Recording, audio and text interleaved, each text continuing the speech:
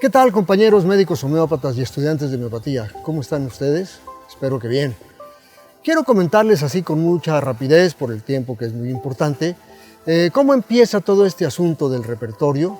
La verdad de las cosas, bueno, en el norte del país yo nací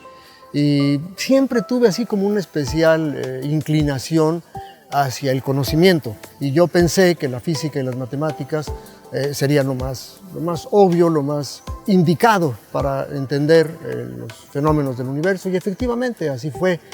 Fui empezando a entender muchas cosas y entre otras a desarrollar un sistema de pensamiento, un sistema lógico que me ha permitido más o menos orientarme en mi vida hacia muchas cosas. Estando yo en los Estados Unidos, pues lamentablemente caí enfermo de una enfermedad que, para variar, vi varios médicos con varios diagnósticos, varios tratamientos, y entonces, siguiendo esta corriente de pensamiento, me dije, híjole, esto de la medicina es algo bastante prelógico, y bueno, 5 médicos, 5 tratamientos diferentes, y entonces, pues lamentablemente tuve que tomar el toro por los cuernos, y con mi sintomatología, con lo mal que me sentía, pues me di a la tarea de tratar de estructurar mi salud de una manera diferente a como me la proponían estos médicos. Y así me hice naturista, o sea, pues comía frutas y verduras con la cuestión esta de Hipócrates, de que tu alimento sea tu medicina y que tu medicina sea tu alimento. Pues dije, yo creo que para que esto funcione mejor, voy a tener que estudiar yo mismo medicina. Y entonces fue que me metí a estudiar medicina y me hice médico alópata, pero en ese tiempo tuve la suerte de conocer a doctores aquí en Guadalajara, el doctor José Antonio Gartechea, que me inspiró cómo él hacía la homeopatía, y después tuve la fortuna de conocer al doctor Proceso Sánchez Ortega, y él tuvo a bien admitirme en su asociación de homeopatía antes de que yo me graduara como médico alópata. Entonces ahí fue creciendo la corriente de pensamiento médico homeopático,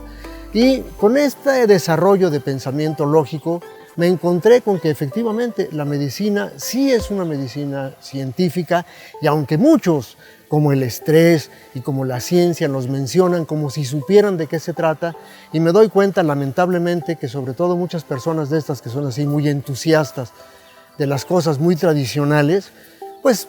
se les llena la boca decir que la homeopatía es una medicina no científica, que cuál es el fundamento científico de la medicina, etcétera, etcétera. Cosas que ya son tan obsoletas que no se dan cuenta que ciencia es todo aquel conocimiento generado mediante el método científico. Y si ustedes se fijan, pues la homeopatía cumple perfectamente con todos los pasos del método científico.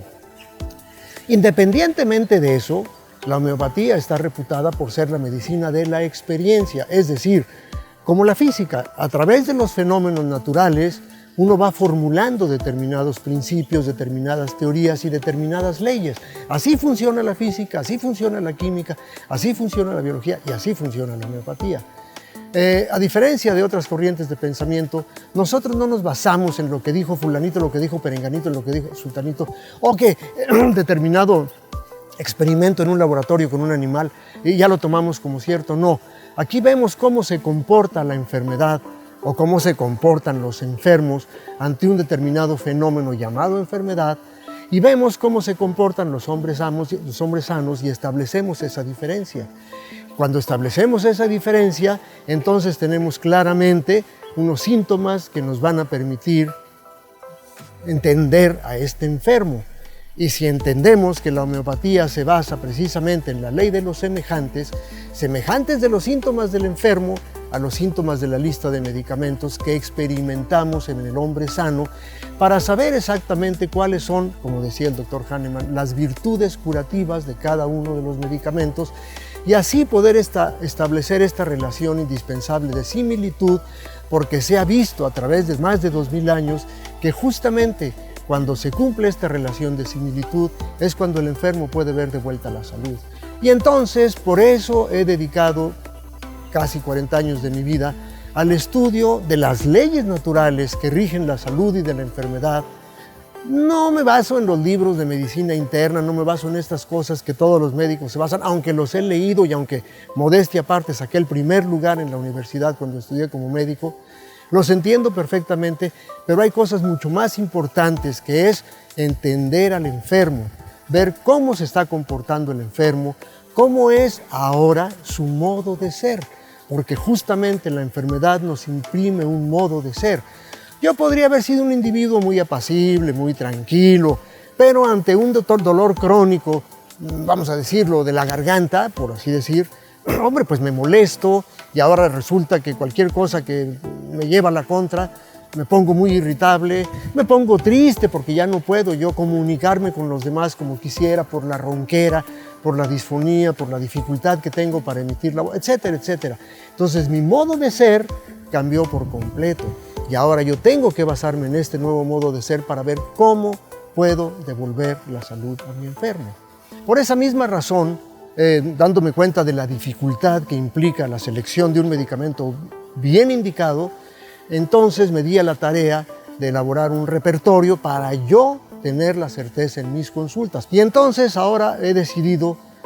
todo este conocimiento que tardé 40 años en estructurar, en aprender, en entender, etcétera, se les está dando la posibilidad de tener este repertorio que tardé tantos años en elaborar, para que ustedes no pasen por las mismas dificultades que pasé yo y no tengan que equivocarse como yo me equivoqué cuando empezaba. Entonces, esta es la razón de ser de mi repertorio y lo quiero poner a sus órdenes. Muchas gracias, compañeros.